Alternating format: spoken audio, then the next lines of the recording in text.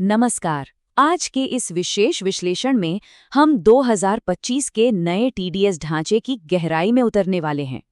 1 अप्रैल 2026 से भारतीय tax system में एक बहुत बड़ा और ऐतिहासिक बदलाव आने वाला है।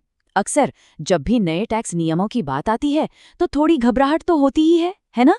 लेकिन आज हमारा मकसद इन नए नियमों को बिल्कुल सरल और स्पष्ट बनाना है। तो चलिए सीधा मुद्दे पर आते हैं और इस बड़े बदलाव को समझते हैं। तो आज की हमारी चर्चा का रोड मैप कुछ इस तरह रहेगा। हम शुरुआत करेंगे टीडीएस के नए ढांचे से, फिर देखेंगे धारा 392 जो वेतन पर टीडीएस से जुड़ी है और धारा 393 यानी गैर वेतन भुगतान। इसके बाद चर्चा करेंगे कि आखिर ये बदलाव इतना महत्वपूर्ण क्यों है, कर पेशेवरों के सामने क्या चुनौतियां आएंगी और अंत में देखेंगे आगे का रास्ता। चलिए पहले भाग से शुरू करते हैं। टीडीएस का नया ढांचा 1 अप्रैल 2026 से लागू होने वाला एक बहुत बड़ा बदलाव। अब ये सिर्फ कोई मामूली अपडेट नहीं है, बल्कि एक ऐतिहासिक कदम है। इसका सबसे बड़ा मकसद उन पुराने उलझे हुए टीडीएस प्रावधानों को पूरी तरह से सुलझाना है। आइए बाईं तरफ नजर डालते हैं। पुराना 1961 का अधिनियम कितना अव्यवस्थित और जटिल।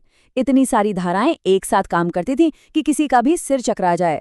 और अब दाईं तरफ देखते हैं, नया 2025 अधिनियम एकदम साफ, सरल और सिर्फ 2 मुख्य स्तंभों पर टिका हुआ।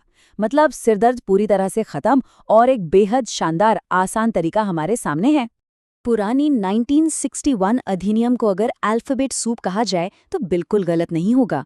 धारा 192, 194 सी, 194 जे, 195, 194 क्यू, 194 आर, उफ, ये लिस्ट तो खत्म ही नहीं होती थी। टैक्स पेयर्स और प्रोफेशनल्स को ये अनगिनत धाराएं रटनी पड़ती थीं। सच कहें तो यही वो सबसे बड़ी परेशानी थी जिसे तुरंत सुलझाने की जरूरत थी। और नए अधिनियम ने बिल्कुल यही किया है, इस पूरे अल्फाबेट सूप को साफ कर दिया है। अब आगे बढ़ते हैं दूसरे भाग की ओर, जो है हमारा पहला नया स्तंभ, धारा 392 यानी वेतन पर टीडीएस। यहाँ सभी के लिए एक बहुत बड़ी राहत की खबर है। प्रक्रिया में कोई बड़ा बदलाव नहीं हुआ है। जी हाँ, भले ही धारा का नंबर बदल गया हो, लेकिन सैलरी पर टीडीएस काटने का जो वास्तविक प्रोसेस है वो लगभग वैसा ही रहेगा। ये सुनकर यकीनन एक गहरी सांस लेने का मन करता है कि चलो, कम से कम सब कुछ पूरी तरह से नहीं पलटा गया है। धारा 392 के मुख्य पहलू बिल्कुल साफ हैं। ये सैलरी इनकम पर लागू होती है, कटौती टैक्स स्लैब के अनुसार ही होगी और टीडीएस वेतन देते समय ही काटा जाएगा। अगर आसान शब्दों में कहें तो ये हमारी पुरानी धारा 192 का ही एक नया रूप है।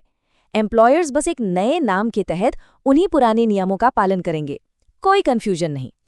चलिए अब आते हैं तीसरे और शायद सबसे दिलचस्प भाग पर, धारा 393 गैर वेतन भुगतान। इसे टीडीएस का मेगा मर्जर भी कह सकते हैं। असल में यही वो मेगा मर्जर है जिसने टीडीएस के पूरे परिदृश्य को बदल कर रख दिया है। नए अधिनियम का सबसे शक्तिशाली हिस्सा। आइए बाईं ओर की इन 1 दर्जन से ज्यादा अलग अलग धाराओं पर गौर करें। 1993, 1994, 1994 सी, 1994 जे, 1995। और अब दाईं ओर देखते हैं, ये सारे तीर अब सिर्फ एक ही शक्तिशाली बॉक्स में जाकर मिल रहे हैं और वो है धारा 393। ये सच में एक मास्टर स्ट्रोक है। सारी जटिलताओं को समेटकर एक अकेली धारा में पिरो दिया गया है। अब इस डोनट चार्ट पर नजर डालते हैं। धारा 393 ने गैर वेतन भुगतानों को बहुत ही तार्किक रूप से 3 अलग-अलग हिस्सों में बांट दिया है। पहला, निवासी व्यक्तियों को भुगतान, दूसरा, गैर निवासियों को भुगतान और तीसरा, विशेष लेन-देन। इससे अनुपालन की प्रक्रिया में जो गेस वर्क या अनुमान लगाना पड़ता था वो पूरी तरह खत्म हो जाता है। सब कुछ एकदम साफ-साफ बटा हुआ है। अगर हम पहली 2 श्रेणियों की बात करें तो इनमें हमारे रोजमर्रा के लेन देन आते हैं, जैसे कि contract payment, professional fees, rent, commission, ब्याज, लाभांश और यहाँ तक कि पुराने सेक्शन 195 के तहत गैर निवासियों को किए जाने वाले भुगतान भी। अब ये सब इसी एक छतरी के नीचे हैं। इससे पता चलता है कि ये अकेली धारा अपने आप में कितनी व्यापक है। और जो तीसरी श्रेणी है वो ये पक्का करती है कि कानून आज के आधुनिक समय के साथ कदम मिलाकर चले। विशेष लेन देन में ऑनलाइन गेमिंग से होने वाली कमाई, वर्चुअल डिजिटल एसेट्स यानी क्रिप्टो, नकद निकासी और अन्य निर्दिष्ट भुगतान शामिल किए गए हैं। इसका सीधा सा मतलब है कि धारा 393 सिर्फ पुराने नियमों को ही इकट्ठा नहीं करती, बल्कि आज के इस डिजिटल दौर की ज़रूरतों को भी पूरी तरह से संभालती है। भाग 4, ये बदलाव क्यों महत्वपूर्ण है, यानी भ्रम से स्पष्टता की ओर का सफ़र। तो अहम बात यह है कि इसका असल दुनिया में क्या प्रभाव पड़ेगा। पहले किसी प्रोफेशनल फीस के लिए धारा 194 याद रखनी पड़ती थी और कॉन्ट्रैक्टर के लिए 194 लेकिन अब चाहे प्रोफेशनल फीस हो या कॉन्ट्रैक्टर को किया गया भुगतान, दोनों के लिए सिर्फ एक ही धारा है, धारा 393।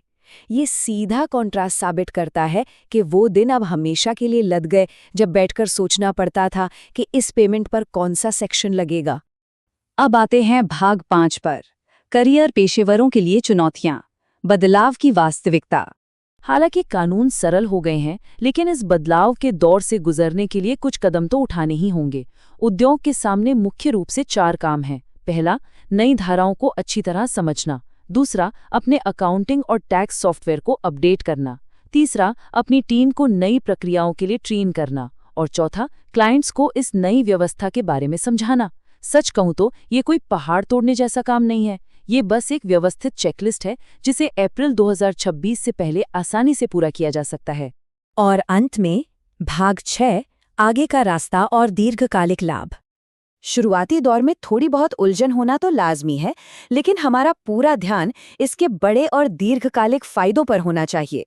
ये जो कोट है वो इस पूरे बदलाव की आत्मा है। इनका उद्देश्य कर कानून को सरल बनाना और अनुपालन को आसान बनाना है। ये सिर्फ एक साधारण वाक्य नहीं है, बल्कि 2025 अधिनियम का पूरा दर्शन इसी पर टिका है। ये एक स्पष्ट कमिटमेंट है कि टैक्स नियमों का पालन करना अब कोई बोझ नहीं, बल्कि एक बेहद सहज और आसान प्रक्रिया बन जाएगी।